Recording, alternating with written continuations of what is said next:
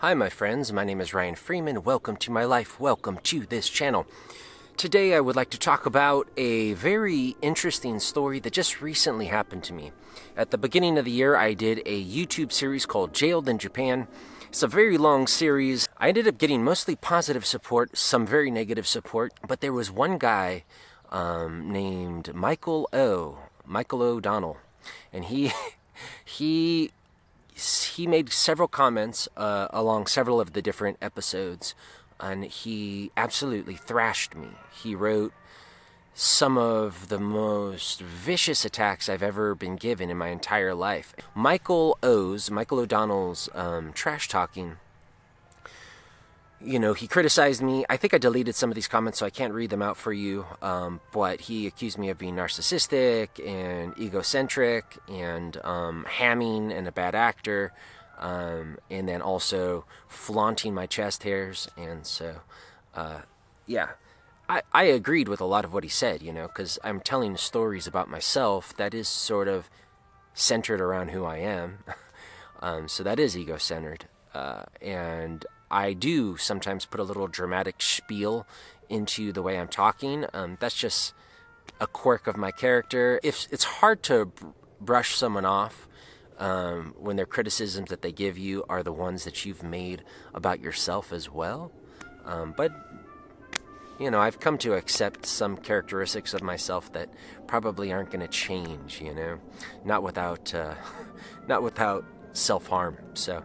But even though I agreed with a lot of his criticisms, I wanted to attack him back. There's this part of me that's like, oh, you hit me, I'm going to hit you back. So I had a couple different reactions to this criticism online, this harsh, vitriolic attack. I mean, he was saying some really harsh things. I just sort of gave you the Cliff's Notes. I had, the first reaction was, ooh, the pain. Maybe I'll just delete these comments and ignore it. That was option one. Option two was, I'm going to hit him back hard. I'm going to rail on this guy. But that feeling, that sort of, the flame of vengeance is how I would describe it. It's intoxicating, but it's also dangerous. And I didn't really like how that feeling was making my mind go, but I couldn't just ignore it because I felt that would be cowardly. Maybe prudent, but a little cowardly. But then I remember I was driving. I think I was actually driving to this park, Shabaran Park. I thought in my head, like, what type of person is this that's attacking me? Why did he watch 7.5 hours of my videos and then level his criticisms? There must have been something in my videos that he actually liked to watch 7.5 hours. Otherwise, he's masochistic. No one puts themselves through 7.5 hours of self-induced torture. So I thought, he's a complicated individual. And then plus, the way he criticized me, he actually did it with a very high level of education and articulation. He articulated his criticisms and chastisements at me very well. He even included verses from Shakespeare and his own impromptu poetry, and that was vigorous and full of insight. So, and then he also, in one of his criticisms, guessed the city I live in from the sound of the train in the background. He is a train junkie, and he has, I know it sounds crazy, right?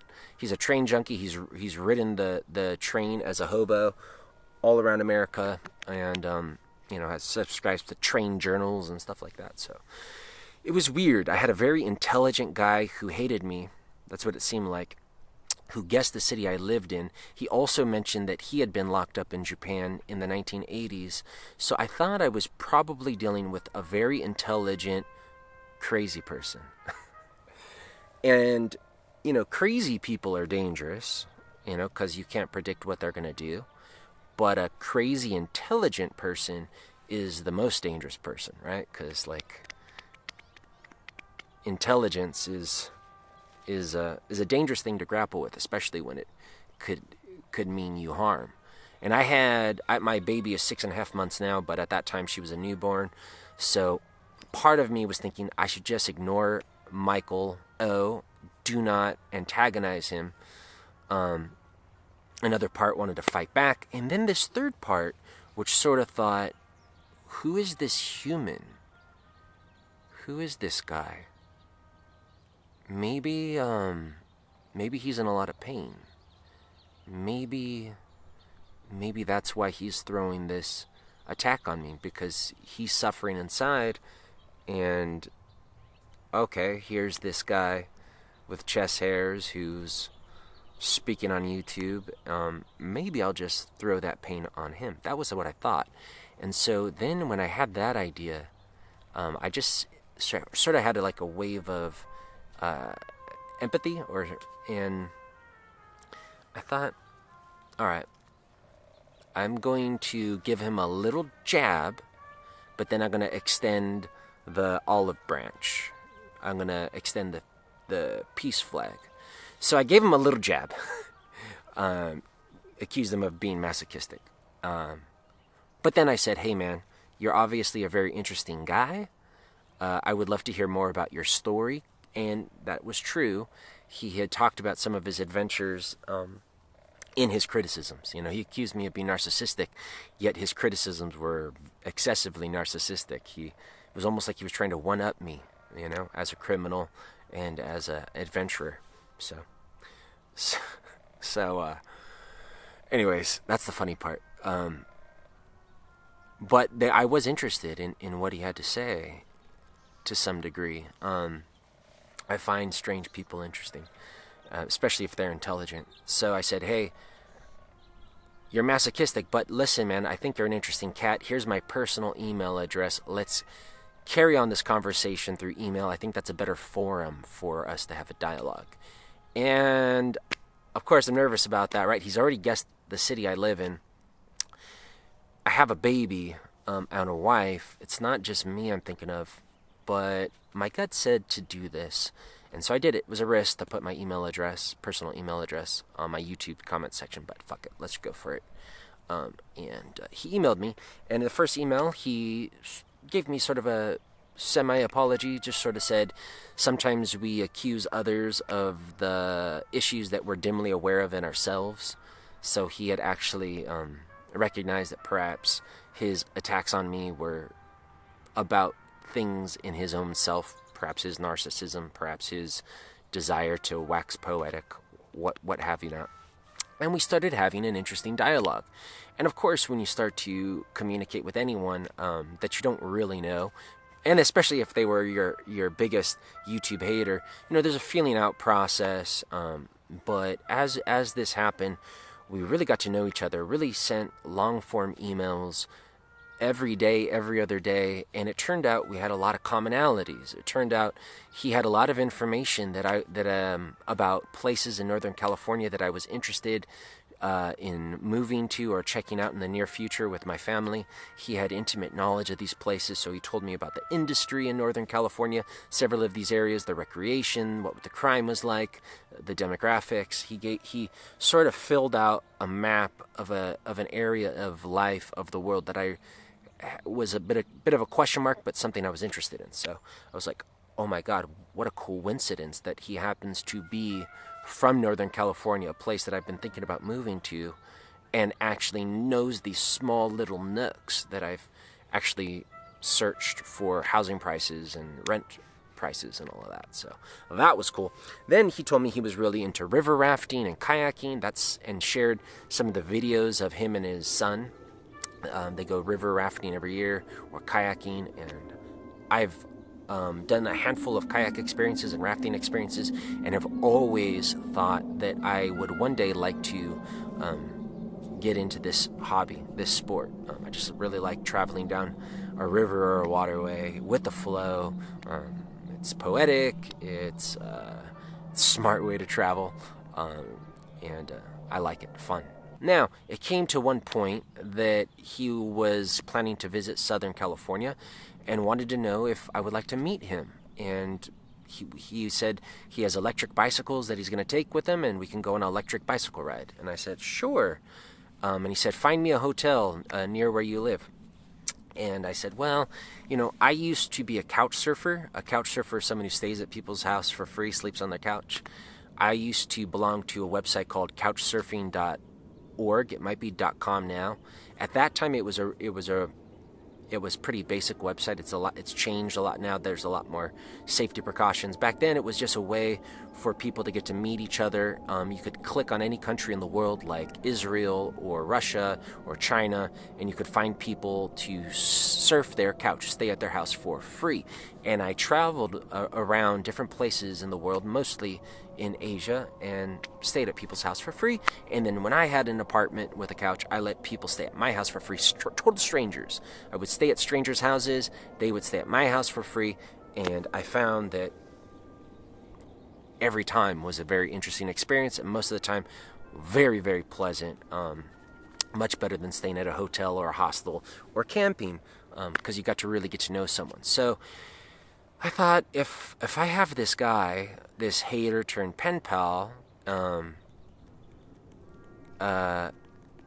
if he's coming down to Southern California and he wants to take me on an electric bicycle ride, I don't want him to stay at a hotel. Let him stay at my house. So I said, hey man, why don't you crash at my house? And he didn't really say yes to that, but we started to have plans. And then he said, listen, I have a completely different idea.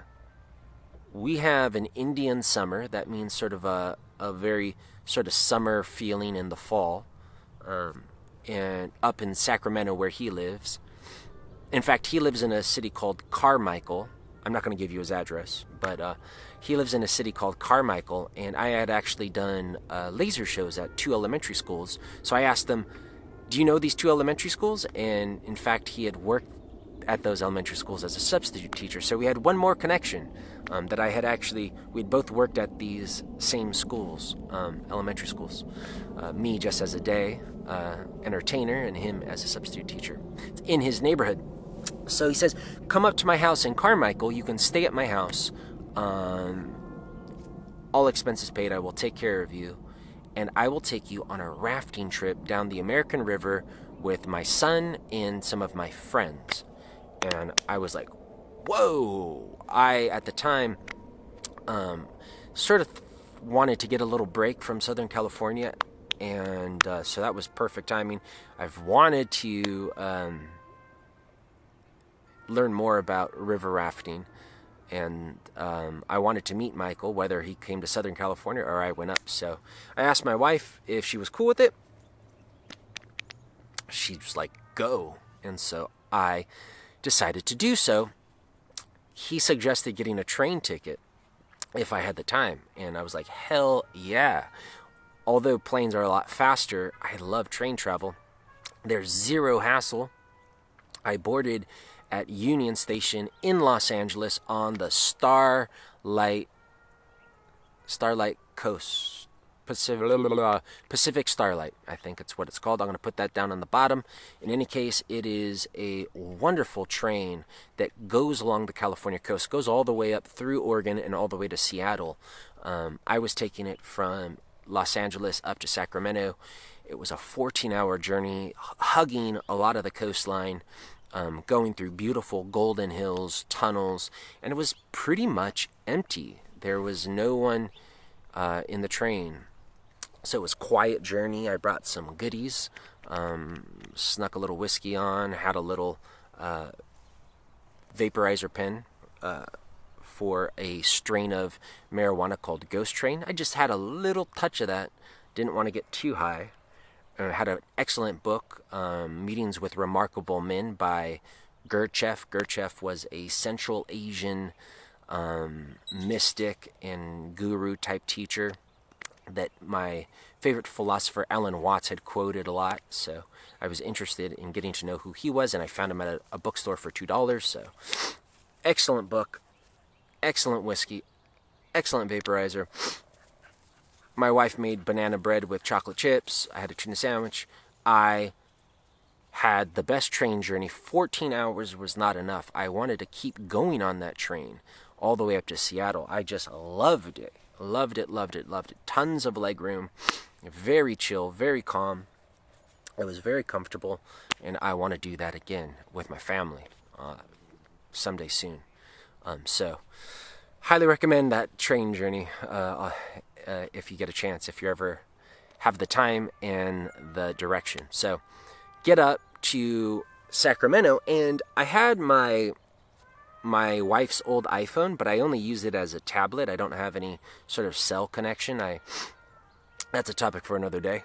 why I don't have a cell connection. It's a very good reason though. And he had told me in an email to meet him outside a Starbucks near the station. So Amtrak had advertised that they have, sorry, I'm just making sure my dog Gracie isn't being eaten by coyotes. They had advertised on Amtrak's website that there was Wi-Fi. So I thought, well, I'll just, get the last details on the train. There was no Wi-Fi. So when I arrived at Sacramento and I saw how big Valley Station was, Sacramento Valley Station, I was like, ooh, I don't know if it's going to be so easy to meet Michael. But I was in such a go with the flow mode that I thought, and I still didn't even know if he would even pick me up. Sometimes when you make arrangements to meet strangers that you've met online, perhaps you've had this experience with online dating or with other things, sometimes people flake. It's easy to flake on a stranger, right? And I still don't know really who Michael is. Maybe he's a crazy guy. Maybe who knows what. So I thought, will he be at that Starbucks? Will I be able to find that Starbucks?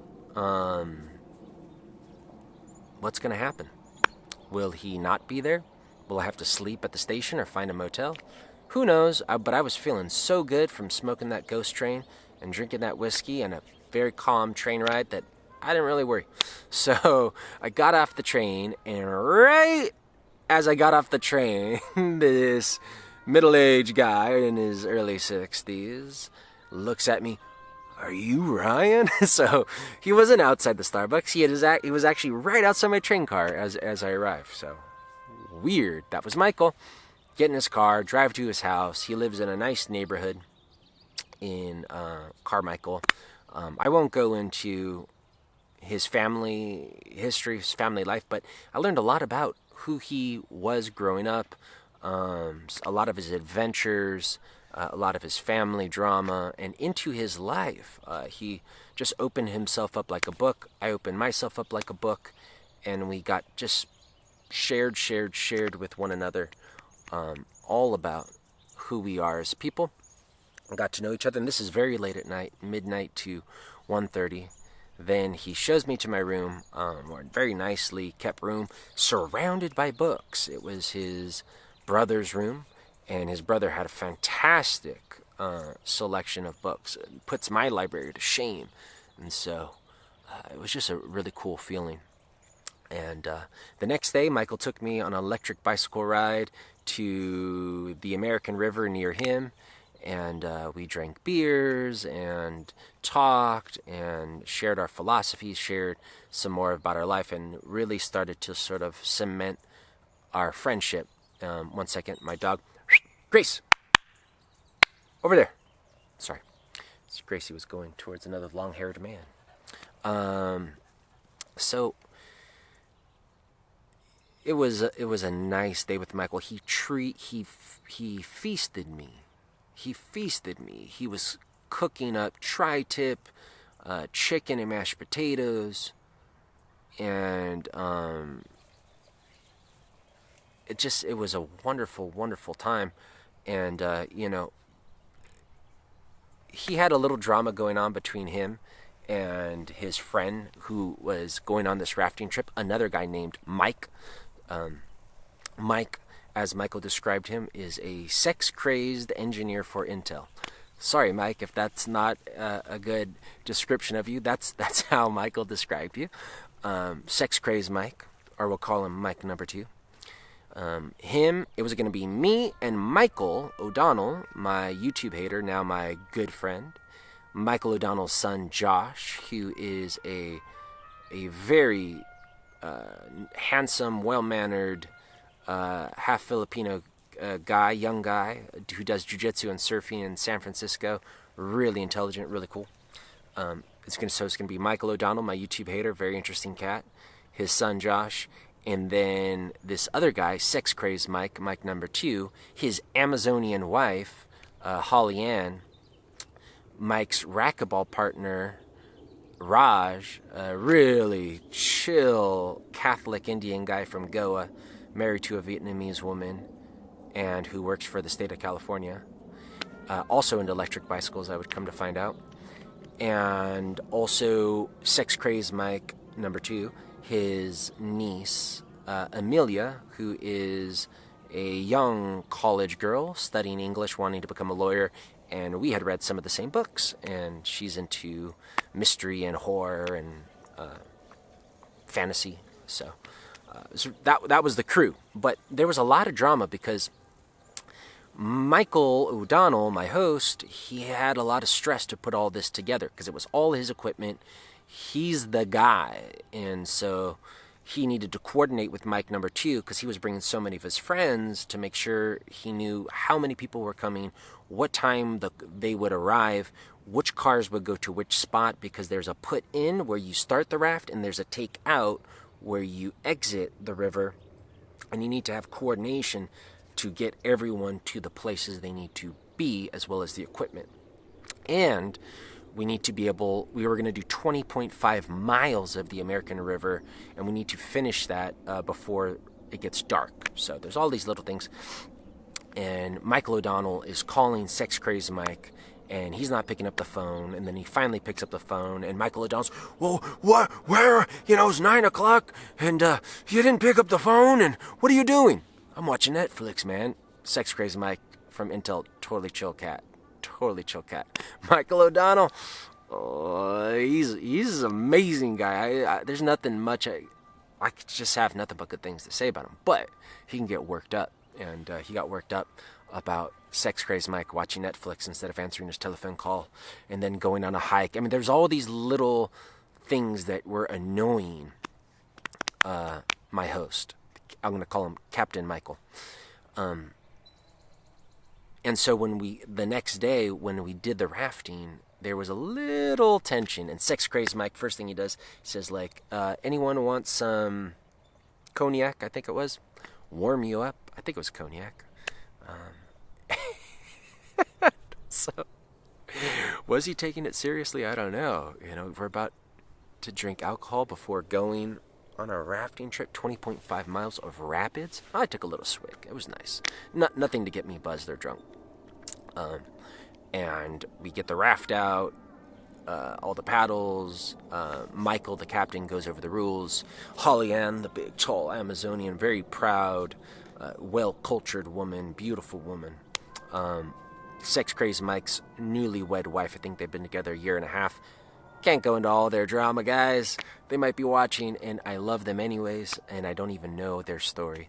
So this is just my impression, and from what Captain Michael has told me. She's very proud, and I could see she wants to sort of take charge of what's going on. There's just a little bit of tension in as you would expect between 7 humans about to embark on an adventure where we're trusting each other with our lives, and we have to work together. So we get in the raft and start our journey. The first rapid is a Class 3 plus rapid. Class 4 is for professionals. Class 5 is considered impossible. First one is a Class 3 plus called Meat Grinder. And it was a grinder, but no meat got ground. We got through it successfully. Went through a bunch of other horseshoe rapids, all these other little rapids. Everything's going well. We're listening to Captain Michael's directions. Left, two strokes forward, right, backstroke 1. This type of thing. I'm in the very front with Captain Michael's son Josh, because we're both strong and brave. Well, that's narcissistic. I don't mean brave. It's just that the front, as Michael explained, is the most dangerous position generally because it hits the rapids harder. You're more likely to fall out. But we had an advantage in the front, is that he had installed toe holds to slip our feet under. So I might have been safer than the other spots because I could put my feet inside to, which saved me. And I'll get to that part later. We came to a rapid called Troublemaker, and it's an S shape that you have to take it. You know, you can. The things that really make it rafting go wrong is if you don't see a rock and you hit it dead on, you can go into the shallow rocks and get stuck, or you just approach a rapid the wrong way. Maybe you're going sideways, maybe you're doing the wrong side of the river. You always want to choose the safest or the most exciting depending upon your skill level. And so we entered Troublemaker wrong. And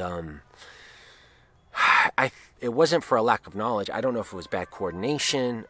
Mike, Sex Crazy Mike, blamed it on Captain Michael for not using his paddle to steer. I don't know if that was a continuation of the tension or if that was an honest evaluation. I have no idea. But we find ourselves in a situation where our raft is about to go off almost like a hell of a rapid or a semi-cliff. Very dangerous. And we don't know. That's not the official way to go down. So he orders us to secure the raft to the side. So we paddle to the side of the river, but it's not a very easy place to stop the raft. The water keeps moving. We jump out. As we jump out, some people start getting swept away, but they catch themselves, and we secure the raft, but by straining to hold it against the rocks. And we have one guy go out. Sex Crazy Mike goes out and scout. Josh follows him. I'm securing the raft to the rocks along with a couple other people. And they say there's no way that we can go forward. We will die or get badly bruised. And so the only thing we can do at this point is to backtrack. Now, it's easier said than done because the river keeps flowing and there's jagged rocks that you have to climb over as you pull this raft. You're fighting the flow of the river and these rocks that you can't always see. And I'm wearing like old beat up Teva sandals. I don't know how you pronounce it. And so it's hairy. And as we start to pull it up, we're actually losing the raft somewhat. Captain Michael is pulling from the back of the raft, which is now the front, as we're going up the river, and he's getting swept underneath. He can't pull it. He can't get his footing. We're starting to start to see a little panic on people's faces. It's getting really dicey, and I just had a little of a hurt, a little of a shining moment where something snapped in me. I went into flow state, and I just, fuck it, I gotta do this. And so I just grabbed the reins from Captain Michael and just started pulling with my thick legs that God gave me. And along with the help of others, we got that motherfucker where it needed to go after a long struggle. It was probably 45 to an hour this entire little setback cost us. Maybe less. Maybe it was 30 minutes. I don't know. But it was a while. And it was exciting. It was fun. I got to be the hero for the moment. And that's what they called me and promised to buy me beer after. And we took Troublemaker correctly. I had many more rapids, nice long calms of beauty and talking and asking each other about our lives and about travels and sharing experiences. It was a wonderful day. Stopped over, had a nice picnic, ate tri-tip sandwiches, and then we were going through a rapid called Satan's Cesspool. Great name, right? Meat grinder, Troublemaker. Sorry, gotta sneeze. Satan's Cesspool, class 3+, and we approach it wrong, but there's no way to stop. I forget the exact details, but I believe we hit a rock dead on sideways. The whole thing jilts, and Mike, Sex Crazy Mike, engineer from Intel, who's wearing $300 pairs of sunglasses, hat, and he just goes flying out of the raft along with his oar. We had already lost one oar before, Captain Michael's oar. So we're now using an emergency oar. This is the first time Michael, the captain, who's been on many excursions on waterways, has ever had to use this. And even before we got to Satan's cesspool and had this little accident, I remember his son came up to him and said, "Dad, this is really a bumpy trip so far, you know?" And so now we're in Satan's cesspool, another wrong approach, and Mike, Sex Crazy Mike, says, "God damn it, Michael, where's your rudder?" He kept saying that the whole day. "Where's the rudder?" Because he felt our problems were the steering, that we weren't, the guy in the back, Captain Michael, wasn't steering correctly. To Captain Michael's effect, I think his oar was too short because he was sort of sticking up. He couldn't really dig in there. Or it could have been just a lack of cohesion on each side. I don't know. But as the entire day went on, I got to understand and feel what I needed to do and stopped even listening to the orders as much because I just needed to sort of take charge in the steering more and more as the day went by. So regardless, Sex Crazy Mike in Satan's cesspool, in the very beginning of it actually, falls over. Captain Michael yells, pull him up, because this is a grinder of a rapid. And I see him, I can get to him. So I stow my paddle, run over to the side, and I grab him by the lapel of his life jacket. And these are tattered life jackets. I mean, these life jackets have seen better days. And I'm trying to pull him up, but he's getting pulled under the raft. And I'm yelling for help. I think Amelia grabs his arm, but we can't get him up. And now he's getting pulled under the raft, even though we're trying to pull him up. And Captain Michael keeps yelling, pull him up, pull him up, pull him up. And then Sex Crazy Mike says, let me go, let me go, let me go. And so I let him go. And then when I let him go and I turned, I saw that, no, we weren't really paddling. I mean, there might have been one or two people who were paddling, but for the most part, we had abandoned steering the craft in our worry of rescuing Sex Crazy Mike. And so now we're in the middle of Satan's cesspool and our raft is careening out of control. And now I'm worried that if we don't get this raft under control, we're all going to end up like Sex Crazy Mike. So I'm yelling, man the stations, get it.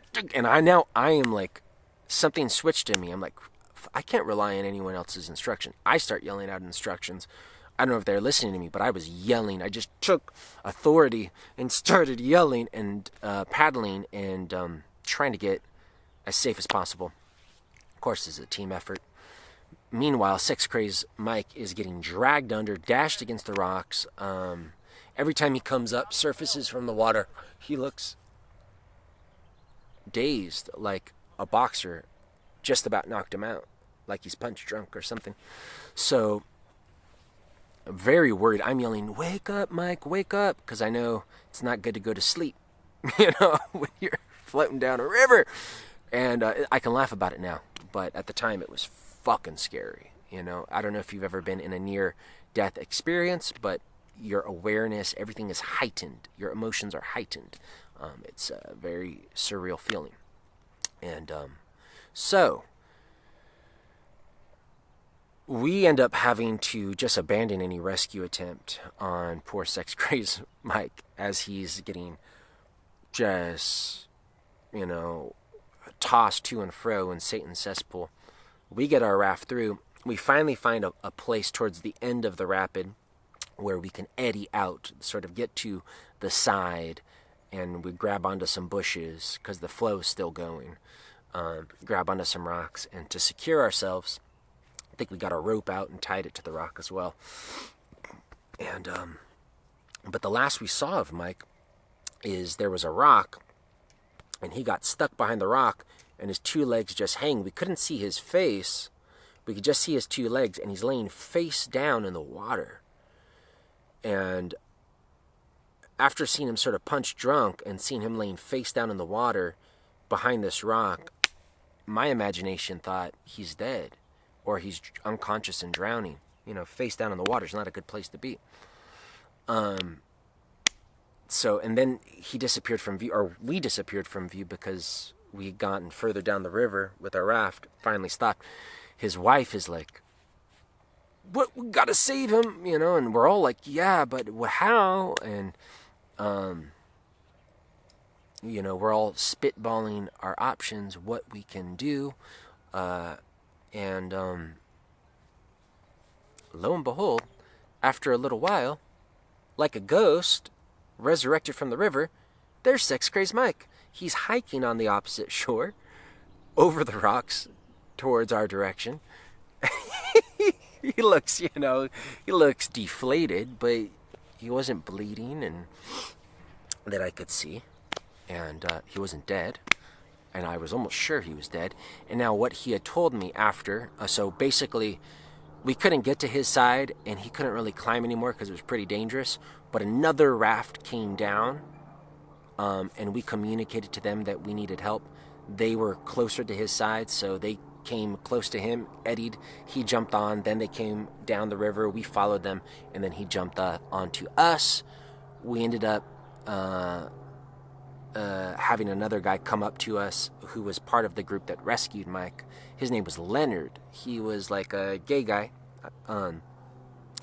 in his 50s, I'm assuming, on a sort of a pontoon raft with badass boombox playing like cool electronic music and a badass dog, and just by himself taking these rapids and taking it like a fucking pro.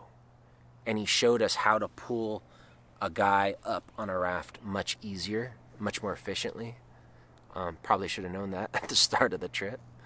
A lot of things we probably would have done differently. But Leonard's just a fucking badass. He's like a river god, a river hero. Anyways, we have Sex Crazed Mike, and what he explains was he was not, yes, he was laying face down, but he was not unconscious. What he was trying to do was beach himself onto a rock. So in my imagination, I pictured him unconscious, drowning in the water. But actually, in actuality, he was conscious and beaching himself. So crazy what the imagination will do. It will start to fill in the gap, you know? Be careful with your imagination.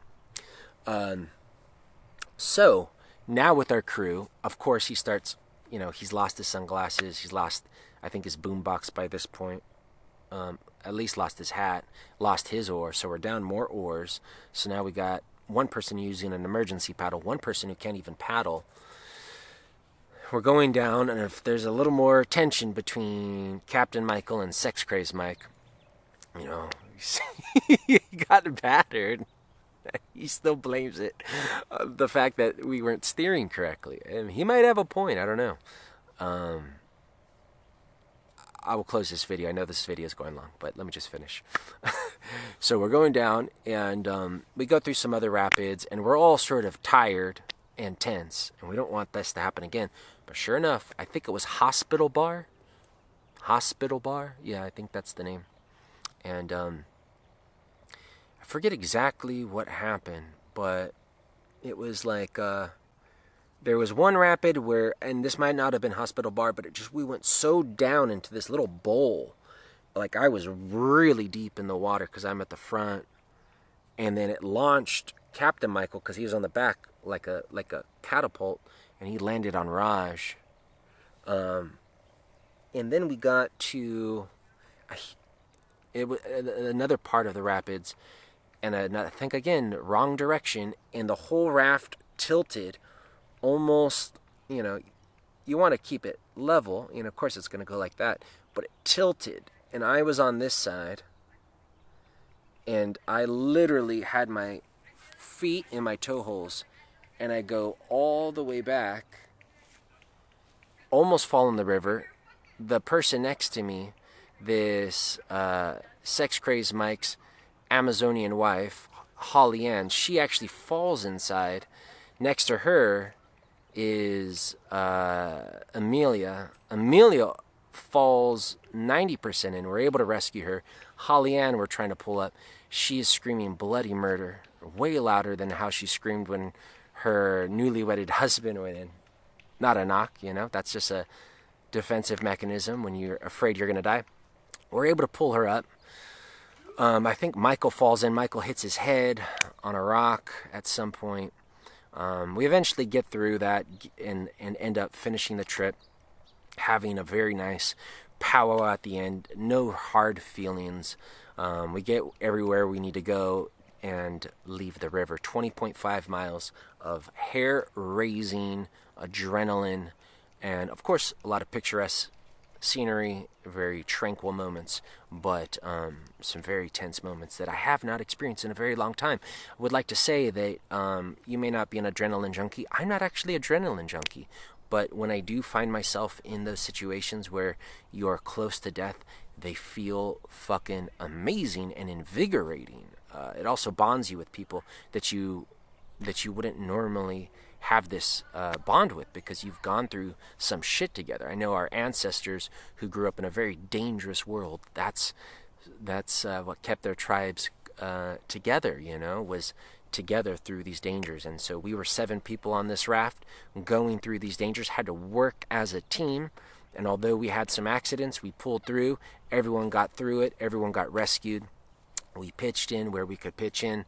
And we all had strengths in different areas. And it was a full-on day, man. And the next day I was sore beyond belief. Michael drove me to the train station for my return journey, showed me some beautiful spots. I mean, he wanted to make sure I would have a great time to the last minute. You know, a lot of times people want to get dropped off early, find a seat. He's like, no, I'm going to show you historic Sacramento. I'm going to show you where the Sacramento River meets the American River.